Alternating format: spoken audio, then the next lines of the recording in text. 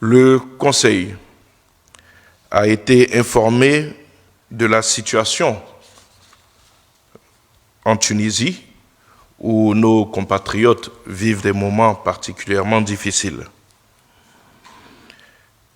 La ministre d'État, ministre des Affaires étrangères, a informé le Conseil de toutes les dispositions prises par notre ambassadeur en Tunisie, et ce, depuis le 22 février, date du début de ces manifestations.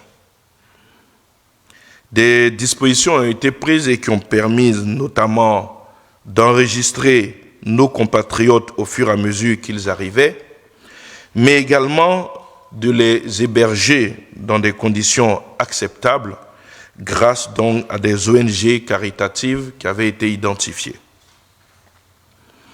Aujourd'hui, nous avons un effectif donc de 725 Ivoiriens qui ont été enregistrés. Parmi eux, après vérification de leur identité, nous avons 500 volontaires au retour. Il convient de noter que le ministère d'État, le ministère des Affaires étrangères avait pris toutes les dispositions pour organiser ces rapatriements depuis la semaine passée, mais ce sont nos compatriotes qui ont souhaité observer la situation pour voir si elle allait évoluer dans le bon sens. Et aujourd'hui, des instructions ont été données avec l'accord de nos concitoyens, puisque le retour est volontaire. Des instructions ont été données pour enclencher les opérations de retour dans notre pays. Notre compagnie nationale Air Côte d'Ivoire a été mise en mission pour pouvoir donc opérer ces retours-là. Mais en attendant, le chef de l'État, le président de la République, son Excellence Alassane Ouattara, a donné des instructions pour que leur soit accordée une aide financière. De même, des instructions ont été données pour qu'un pécule leur soit versé à leur retour en Côte d'Ivoire afin de faciliter leur réintégration et notamment permettre à ceux qui doivent se rendre à l'intérieur de pouvoir donc y rejoindre leur famille. L'ensemble de cette opération, aussi bien le coût donc de transport, l'aide financière apportée en Tunisie et le pécule qui leur sera accordé, coûtera à l'État de Côte d'Ivoire un peu plus d'1 milliard de francs CFA. La date du prochain conseil a été fixée au 26 mars. Je vous remercie pour votre attention. Bonjour, Monsieur le ministre. Il est aux Associated Press. En fait, ce n'est pas une question, mais c'est une information sur la situation en Tunisie. Oui. Puisque je suis régulièrement en contact avec les Ivoiriens en Tunisie, et j'ai même mon petit frère qui est là-bas. Ils disent qu'ils ne peuvent pas sortir pour aller à l'ambassade parce qu'il y a toujours des barrages. Donc, quand un Ivoirien sort, on l'agresse, ou la police le prend et l'amène en prison. Et il y a beaucoup d'Ivoiriens qui sont enfermés aujourd'hui là-bas. Donc, j'ai appelé OIM, qui m'a même confirmé que la situation actuellement n'est pas stable. Donc, je suis régulièrement en contact avec les Ivoiriens en Tunisie et OIM que je joins au téléphone, l'un des responsables, qui me donne des confirmations sur certaines choses. Effectivement, nous sommes informés de cette situation. Le ministère d'État, ministère donc des Affaires étrangères, est en contact avec non seulement notre ambassadeur en Tunisie, mais également avec le chargé d'affaires donc de Tunisie en Côte d'Ivoire. Cette opération ne peut pas être enclenchée sans un accompagnement des autorités tunisiennes. Donc cela est à savoir. Vous avez vu que l'Union africaine a déjà réagi. L'ensemble donc des ambassadeurs donc, de l'Afrique subsaharienne a rencontré le ministre des Affaires étrangères donc, tunisien. Donc je pense qu'aujourd'hui, les autorités tunisiennes sont en train de réaliser la situation.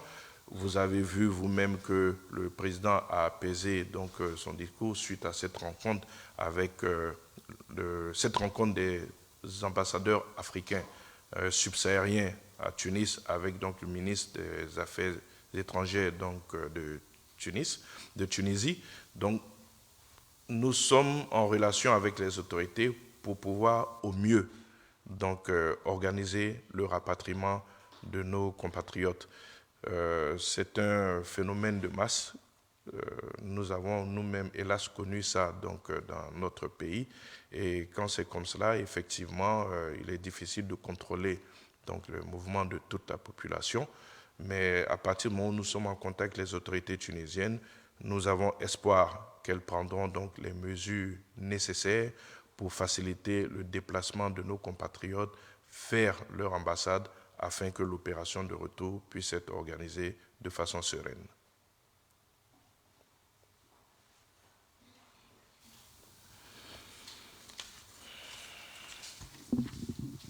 Bonjour, Monsieur le ministre. Koné Suleiman, journaliste à Kwasi.com. Monsieur le ministre, est-ce qu'on peut avoir une date précise pour le rapatriement des premiers Ivoiriens qui sont en Tunisie? L'opération est lancée. Après, c'est juste des questions de logistique. Donc, je ne peux pas vous dire exactement la date. En tout cas, les instructions ont été données. Ça peut être dans 24 heures maximum, 72 heures, je pense. Mais les instructions ont été données. Mais il y a des questions de logistique qu'il faut pouvoir organiser. Après le transport de nos concitoyens vers l'aéroport, il y a toute une série d'opérations logistiques qu'il faut mettre en œuvre pour pouvoir faciliter ces retours-là. Mais je peux vous assurer que l'opération sera enclenchée de façon imminente.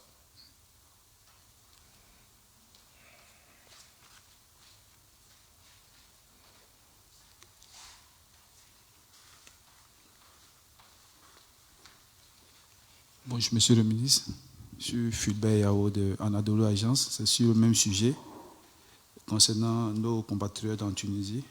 Vous avez évoqué une situation difficile. Est-ce à dire parmi nos compatriotes, certains sont portés disparus, certains ont été tués? Est-ce qu'on peut avoir plus de précision? Au stade où nous en sommes pour le moment, nous recensons ceux qui arrivent à l'ambassade. Donc c'est une situation factuelle que nous vous donnons. On n'a pas encore une vision large de la situation à l'échelle du pays, parce que ce que nous avons appris, c'est que ce n'est pas que à Tunis, c'est l'ensemble de la Tunisie où on a cette situation. Donc vous voyez que dans ces conditions-là, il est difficile d'avoir une vue exhaustive. Donc c'est au fur et à mesure que nous allons avoir donc les informations et nous vous les communiquerons. Pour l'heure, nous avons 725, je dirais, Ivoiriens ou présumés Ivoiriens qui sont à l'ambassade. Nous faisons quand même des vérifications pour nous assurer de leur nationalité avant d'organiser leur rapatriement.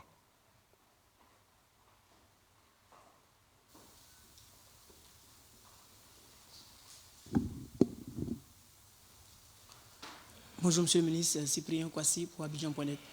Toujours sur le même sujet, Monsieur le ministre, pour justifier ses propos, le président tunisien disait lors de son intervention qu'il s'adressait aux immigrés clandestins. Selon nos sources, les Ivoiriens qui souffrent en Tunisie, il y a également aussi des étudiants.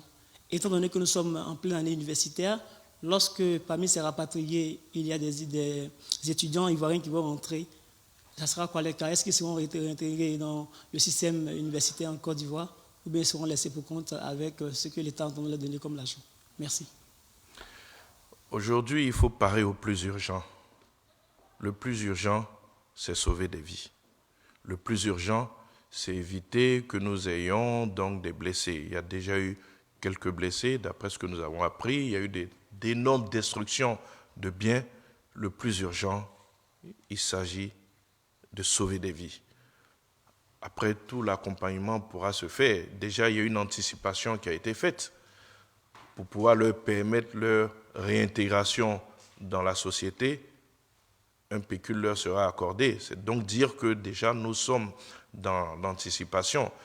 Inévitablement, pour ce qui est donc des étudiants, une fois qu'ils seront rentrés, en ce moment, on pourra voir ce qu'il faut faire. mais nous sommes dans une situation d'urgence. C'est pour cela que, nonobstant le fait que nos compatriotes aient voulu observer un peu la situation, le chef de l'État a donné des instructions pour que, aussitôt nous déclenchions l'opération de rapatriement, qui se fera sur la base du volontariat. Ceux qui veulent observer un peu, ils observeront un peu, mais l'État prendra les dispositions pour que tous ceux qui veulent rentrer, tous ceux qui veulent sortir de cette fournaise, de cette situation difficile, puissent rentrer dans leur pays grâce à l'accompagnement, grâce au soutien donc, de leur État. Voilà ce que je peux dire. Nous sommes conscients qu'il y a des étudiants, mais il y a aussi beaucoup de personnes qui sont dans l'informel.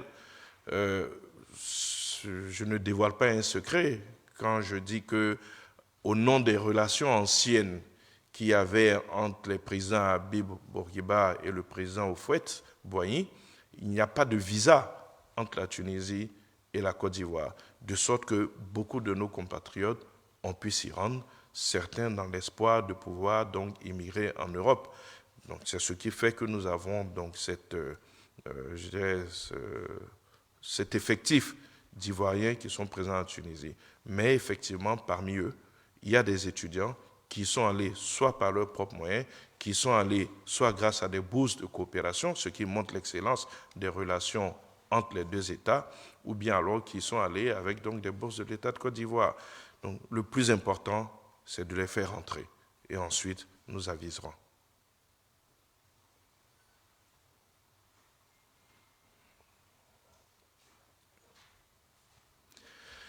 Bien, s'il n'y a pas d'autres questions, je note en tout cas que la presse qui fait aussi l'opinion est très préoccupée par la situation donc, de nos compatriotes.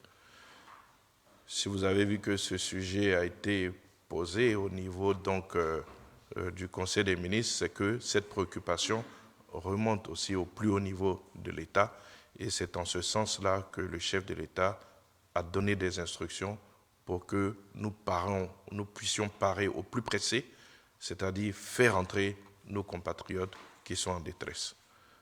Je vous remercie et nous vous tiendrons informés.